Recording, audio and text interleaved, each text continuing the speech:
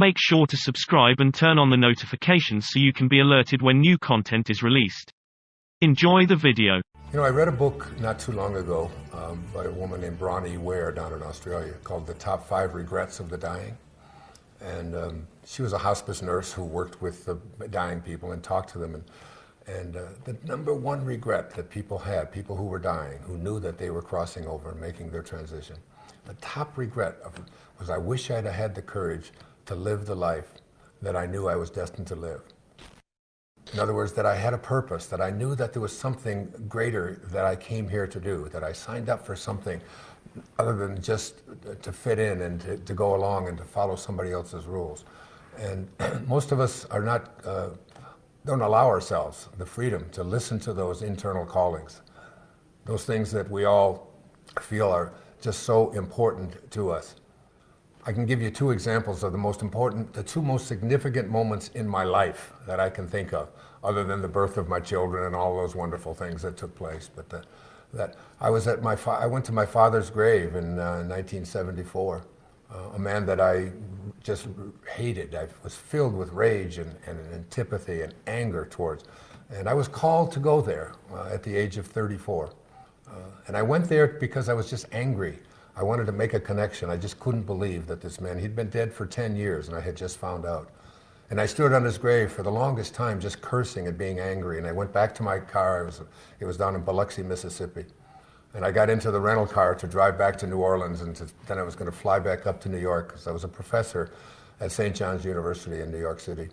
I was been thinking about wanting to write and all of that, but nothing was going right for me at that time. I was out of shape, things weren't working well, I was drinking, I had been doing drugs, I was in a bad relationship. My whole life was just not on the kind of path that it is on today. And I got back in the car to go, and I felt I'd finally done that, and I had a calling. I was called back by some invisible intelligence, some burning desire, something that we call light, something that we call the impersonal part of us that is always directing us, and it's always directing you as well. You're listening to it sometimes. Most of the time we ignore it in the name of fitting in or doing what I don't have time, or I'm too old, or I'm too fat, or I'm too skinny, or I'm too white, or I'm too black, or I'm too poor, and endless we go with all of the reasons why we can't fulfill a destiny that we know is ours, that we signed up for, that we're here for in this infinite universe, that who we are is not this physical body that we're in that is here for a moment and gone. Who we are is this infinite intelligence, and we forget that. The same intelligence that created this infinite universe that never ends is you. You manifested in this infinite, divine, organizing intelligence. You're a part of all of it. And I got a calling, and the calling for somehow said, go back. You're not complete. That's not why you were sent here. That's not why I wanted you to go to your father's grave. I went back. Something came over me at the age of 34. I have no idea what it was. I do know now that it was light, it was God, it was that divine intelligence, whatever you call it. What I said at that gravesite, from this moment on, as I send you love, I send you kindness. Who am I to judge you? Who am I to condemn you? Who am I to be critical of you? I don't even know what you were living through and why you had to do what you did. I send you love from now on. I'd never had another bad dream about him. I was never angry about him. But the most intriguing thing happened is that my life made an entire shift. A shift that all of us can make at any moment. We never know. These callings are so strong, and they're always there. After I left Biloxi, I flew up to New York, flew down to Fort Lauderdale. I had 2 weeks. I checked into a motel on A1A, the Spindrift Motel, and I wrote for 14 days. And I wrote a book called Your Erroneous Zones, which became one of the largest selling books in history. And it propelled my life in a whole new way. I stopped drinking. I started getting exercising more. My relationships all changed. The divine person that I was to meet showed up. My children showed up. Everything changed and shifted because I was willing to listen to that inner voice, that light that said, go back. Another time, just a few years later, it was 1976, I was driving on the Long Island Expressway from where I lived in Huntington, New York, into the city. I was about to receive tenure, which at that time I was 36 years old. I had written 3 textbooks. I was a star there as far as they were concerned. I was going to begin, to live a life in which I was going to be a professor for the rest of my life. Tenure, guaranteed employment for the rest of my life, something that everybody at the university longs for. I was ready for it. And I pulled off the Long Island Expressway as I was contemplating that.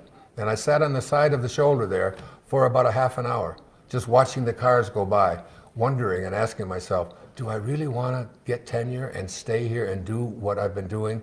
I've already done this. I know how to do it. Am I going to be in the same office doing the same thing? Am I going to live 90 years, or am I going to live 1 year 90 times over and over again?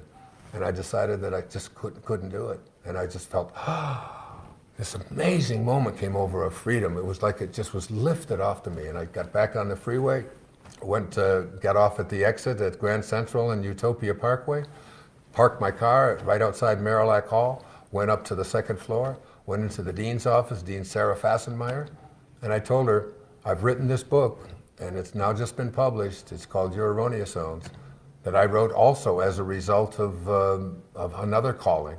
And I said, I've got to take it out to the world. I've got to talk about it. I appreciate the fact that I could work here for the rest of my life, but it's just not something that I can do. And she tried to get me to dissuade me from such a thing. These kinds of callings, we all have these.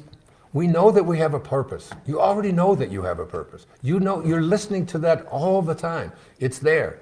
The idea that you can't do it or that you shouldn't do it or that you, my whole life has been impacted by listening and being willing to understand that. And there's a quote that I talk about at the seminar that'll be a part of this course and it goes like this. It's from William Blake. He said, if the doors of perception were cleansed, everything would appear to man as it is, infinite. For man has closed himself up till he sees all things through narrow chinks of his cavern, by William Blake. We would begin to see, I don't know if you've ever heard of a group called The Doors, by Jim Morrison, a rock group. They took the name from from that essay that Aldous Huxley wrote called The Doors of Perception. There are things that are known, and there are things that are unknown. And in between are the doors.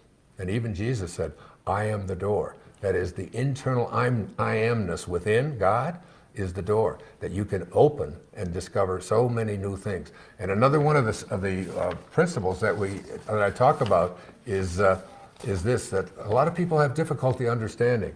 It says the laws of the material world do not apply in the presence of the God realized. I was on the Tonight Show in Australia a few years back, and the woman asked me the question, what is your purpose? What are you here for? What do you want to do? And I said, I'd like to understand God realization. I'd like to be able to understand and live from that place where God is within me and I know it. And in this course, we've created 4 meditations. The importance of meditation, I can't stress it enough. You have to go to the silence. You have to go to the place within that can't be divided. Think about it. Silence is the only place where you can go that you can't divide it. You cut it up and you still got more silence and more silence. And it is in that silence, in that meditation. And I deliver some really very, very powerful meditations with some readings that when you understand them, you'll understand that the laws of the material world do not apply in the presence of the God realized. Once you're in that state of God realization, you'll understand things like your intuition.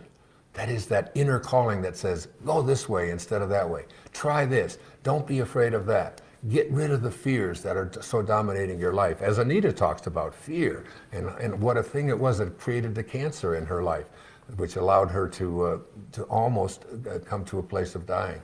You'll discover things like synchronicity, that you have a thought and all of a sudden what you place your attention on begins to manifest and arrive into your life. You'll discover that those thoughts are not just things that are happenstance. There's no happenstance in this entire universe. It's all held together by a divine light.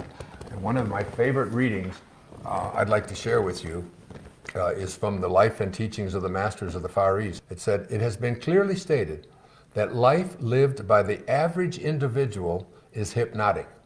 That is, the majority of men and women are not living life as it was intended at all. Not 1 in a million feels the freedom to live what he inwardly feels he should live. He has come under the world's opinion of himself, and this opinion is what he obeys rather than the laws of his own being. In this respect, And to this degree, he is living under an hypnotic spell. It's like hypnosis. He lives under the delusion that he is a mere human being living in a merely material world and only hopes to escape it when he dies and goes to what he calls heaven. This is not the determination intended in the plan and purpose of life. Obedience to one's inner nature, the expression of life as he instinctively feels it ought to be expressed, is the very foundation of the life which the masters reveal as the only true mode of living. That is very powerful awareness, that you are not this body that you're in, this body that comes and goes. You are the invisible divine intelligence within, the same intelligence that allows a clay pot to exist. And finally, from the Masters of the Far East, the second volume, the moment you become free from the belief that you are mere human beings, subject to human laws of life and death and the limitations which human beings have imposed, that moment you will see that you are free from all human limitations and may become sons of God, if you will. The moment you realize that you are divine, that you are free from all limitations and possessed of the strength of divinity, and you know that this divinity is the place where being comes most directly in contact with God, man is then beginning to see and know that this divinity is not something to be injected into each other from without. He is beginning to know that it is the very life of each and every person, your essence, the light within you.